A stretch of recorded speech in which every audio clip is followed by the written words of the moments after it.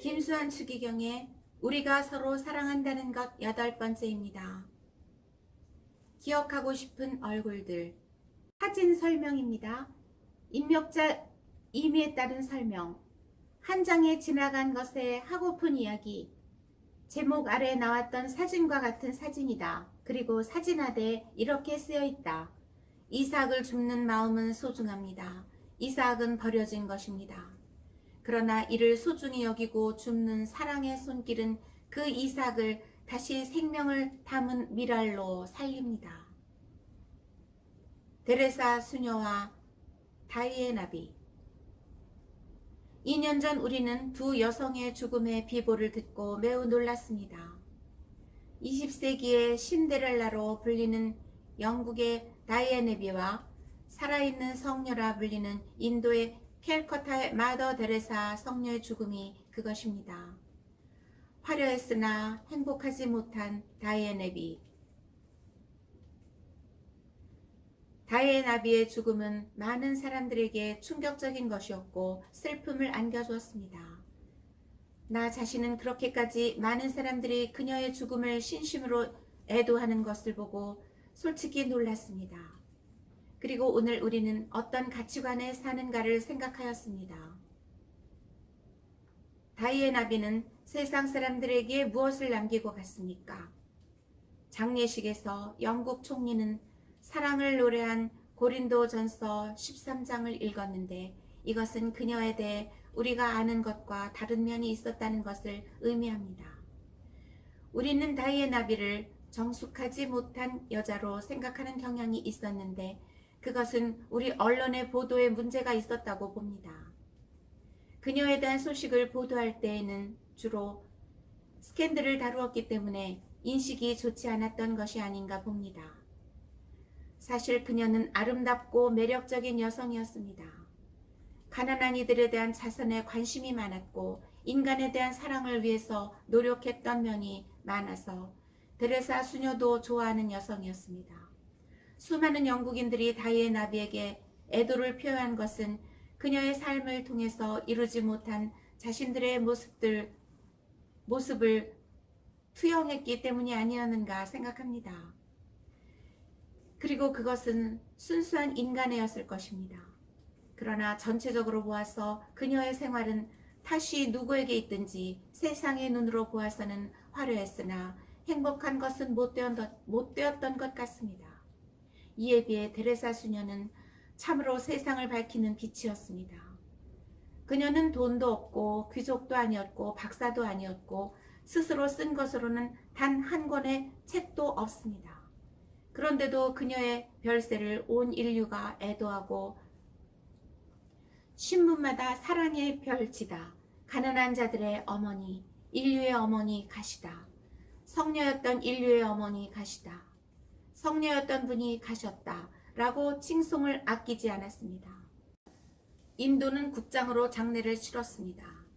우리가 하는 한 지금까지 그 누구의 죽음도 이렇게 전 인류의 애도와 추모를 받은 적이 없었습니다. 모든 이 안에서 하느님 본다. 키 1m 50cm, 오척 단구에다 87세로 노쇠한 수녀의 죽음이 온 세상을 추모와 애도 속에 잠기게 한 이유는 무엇입니까?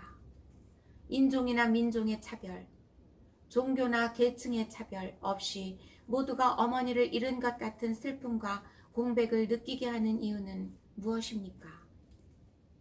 문자 그대로 그녀는 모든 인간을 사랑하고 특히 가난하니 버림받은 이를 사랑하는데 자신의 모든 것을 바친 사랑의 사람이었기 때문입니다. 그녀에게는 민족과 종교, 계급의 차별 없이 모든 인간이 소중하였습니다. 모든 사람이 형제여 자매였습니다. 그래서 그녀는 나는 모든 인간 안에 하느님을 봅니다 라고 말하였습니다. 데레사 수녀는 처음 입회한 로레토 회에 있으면서도 수도자로서 무엇보다도 복음 말씀대로 살고 예수님을 충실히 따르고자 하였습니다. 특히 예수님이 당신 자신을 가장 가난한 자와 일치시키면서 이 보잘것없는 형제 중 하나에게 한 것이 곧 내게 한 것이다 라는 말씀에 깊이 사로잡혔고, 그 말씀 속에서 주님이 당신을 가난한 이들에게 사랑의 봉사를 다해야 한다는 주님의 새로운 부르심을 깨달았습니다. 그것은 그녀가 말했듯이 1946년 9월 10일 인도의 다질링이라는 곳으로 향하는 기차 안에서 기도 중에 이 부르심의 소리를 들었다는 것입니다. 그때부터 그녀는 이 부르심에 따라 살기 위해 기도했고 1946년 8월 16일 교황님의 윤허를 받고 지금까지 몸담았던 로렌토 수녀원을 떠나서 캘커타의 가난한 이들 속에 들어가 살게 되었습니다. 훗날 그녀는 주님의 부르심에 따르기 위해 로렌토 수녀원을 떠나는 것은 고향집을 떠나는 것보다도 더 힘들었다고 수레하였습니다. 당시 그녀 손에는 동전 몇 입밖에 없었습니다. 그러나 모든 것을 주님의 뜻에 맡기고 거리에서 버려진 아이들로부터 모아서 글을 가르치고 몸을 씻기는 등 가난한 이들 중에서도 가장 가난한 이들을 위한 봉사 생활을 시작했고, 별세하는 그날까지 50여 년 동안 사랑의 봉사 생활에 충실히 살았습니다. 그녀는 모든 가난한 이 안에 그들과 함께 계시는 하느님을 보았습니다. 버림받은 이 안에 버림받은 그리스도, 고통받는 이 안에 고통 중에 계신 그리스도를 본 것입니다. 그리하여 가난하고 병들고 버림받으니 죽어가는 이까지 하느님을 섬기듯 섬겼습니다. 마치 예수 그리스도가 우리를 구하기 위해 당신을 비우시고 낮추어 이 땅에 오셨듯이 그녀는 가난한 이들을 찾아 달나라에라도 가겠다고 하였습니다. 그야말로 그리스도의 사랑으로 살아온 분이 데레사 수녀였습니다. 우리는 그녀의 삶에서 또 그녀의 죽음을 깊이 애도하는 사람들의 마음에서 가장 소중한 것은 역시 사랑이라는 것을 더욱 깊이 깨닫게 됩니다. 인생에 있어서 가장 소중한 것은 권세나 부귀 영화가 아니라 이웃에 대한 사랑입니다. 물질 만능의 오늘 세상도 다이애나비와 같이 영화를 누리던 사람도 마음으로부터 존경하는 분은 참된 사랑을 살 줄 아는 데레사 수녀와 같은 분입니다. 우리나라에서 이런 정신의 사람, 사랑의 사람이 나온다면 참으로 아름답고 기쁜 일이 아니겠습니까? 다만 사랑을 증거할 따름. 이삭을 줍는 마음은 소중합니다. 이삭은 버려진 것입니다.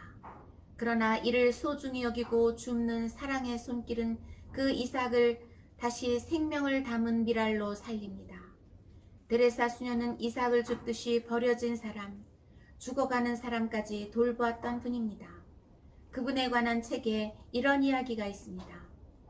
죽어가는 사람들의 임종을 돕는 죽음의 집이 있는데 거리에서 버려진 채 죽어가는 사람들을 거두어서 존엄한 인간답게 죽음을 맞이하기 위한 집입니다. 한 번은 이 집에 신사 한 분이 들렀습니다. 그때 한 수녀가 죽어가는 불쌍한 늙은이의 손을 잡고 기도하며 임종을 돕고 있었는데, 이 광경을 한참 동안 지켜본 그 신사는 그 자리를 떠나 돌아가는 길에 복도에서 데레사 수녀를 만나서 이렇게 말하였습니다. 제가 이 집에 들어올 때에는 무신론자였습니다. 그러나 방금 죽어가는 불쌍한 거린의 손을 잡고 임종을 돕는 수녀님의 모습을 보고 하느님이 계시다는 것을 확신하게 되었습니다. 또 어느 신문 기자가 마더 데레사가 운영하는 행여 병자 수용소를 찾아왔습니다. 그곳에는 수백 명의 병자들이 간호를 받고 있었습니다. 그러나 수용소 밖의 거리에도 오갈 데 없는 환자들이 여기저기 쓰러져서 신음하고 있었습니다. 이 광경에 충격을 받은 기자는 마더 데레사 수녀에게 따지듯이 물었습니다. 데레사 수녀님, 당신은 결코 성공할 수 없을 것입니다. 거리에 저렇게 많은 사람들이 쓰러져 있는데 겨우 몇백 명을 도와준다고 무슨 일이 되겠습니까? 마더 데레사 수녀는 조용히 돌아보며 이렇게 대답했습니다. 우리는 성공하기 위해 여기에 있지 않습니다. 우리가 여기에 있는 것은 다만 사랑을 증거하기 위해서입니다. 결국 마더 데레사 수녀는 성공을 거두지 못하고 돌아가셨습니다. 지금도 그곳에는 수많은 이들이 속수무책으로 거리에서 신음하며 죽어가고 있습니다. 그러나 데레사 수녀만큼 오늘의 시대에 빛과 희망을 던져주었던 사람은 없었습니다. 그녀는 성공하기 위해 일하지 않았고 다만 증거하기 위해 사랑의 삶을 살았기 때문입니다. 촛불은 자신을 불태움으로써 어둠을 밝힙니다. 우리도 우리 스스로를 이웃에 대한 사랑으로 불태울 때 그만큼 자신을 비우고 바칠 때 세상의 빛이 될 수 있습니다.